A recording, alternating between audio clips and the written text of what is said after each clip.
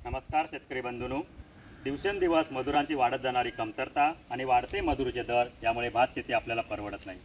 त्यामुळे या भात शेतीमध्ये यांत्रिकीकरण करणं फार महत्त्वाचं आहे आणि जर आपल्याला यांत्रिकीकरण करायचं असेल तर त्यासाठी आवश्यक असणारी चटई रोपवाटिका करणं तेवढंच महत्त्वाचं आहे।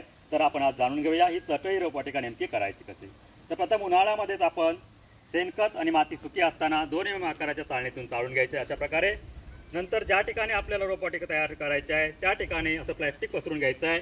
त्या प्लास्टिकवरती 1 बाय 1 आकाराची किंवा 1 बाय अर्धा मीटर आकाराची ही जी 1 बाय अर्धा मीटर आकाराची लोखंडी फ्रेम आहे ती लोखंडी फ्रेम ठेवून घ्यायची आहे। ही नंतर त्या प्लास्टिकला छिद्रे मारून घ्यायचे आहेत आणि ही संपूर्ण फ्रेम अशा प्रकारे मातीने भरून घ्यायचं आहे। माती हलकीशी दाबून घ्यायची आहे आणि त्यावर झारीने पाणी मारून घ्यायचं आहे।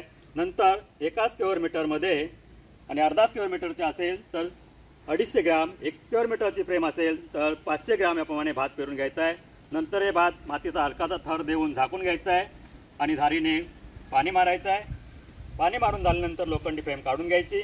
नंतर तो पूर्ण जो बेड असतो तो अशा प्रकारे शेडनेटने किंवा गवताने किंवा भाताच्या पेंडाने झाकून घ्यायचा आहे आणि सुरुवातीचे 7 दिवस सकाळ संध्याकाळ धारीने हलकंसं पाणी द्यायचं आहे। नंतर ज्यावेळी भात रुजून येईल त्यावेळी आपण झाकण जे घातलेलं आहे शेडनेटचे किंवा गवताचं भाताच्या पेंडाचं ते काढून टाकायचं आहे आणि अशा प्रकारे तयार केलेली रोपवाटिका साधारण 18 दिवसांमध्ये किंवा 20 दिवसांमध्ये अशा प्रकारे त्याचं मॅट तयार होतं। पूर्णपणे त्याची पाळे गुंतली जातात आणि ही मॅट नर्सरी तयार झालेली आहे। आणि ही मॅट नर्सरी आपण आपले जे लावणी यंत्र आहे त्याच्या आकाराचं साधारण आपण माप काढून घ्यायचं काठीचं आणि त्या आकाराची चटई रोपवाटिका सुरीने कापून घ्यायचं आहे आणि लावणी यंत्रामध्ये ठेवून लावणी करून घ्यायचं आहे। आपणास जर हा व्हिडिओ आवडला तर लाईक करा, शेअर करा, त्यामुळे जास्तीत जास्त शेतकऱ्यांना याचा फायदा होईल।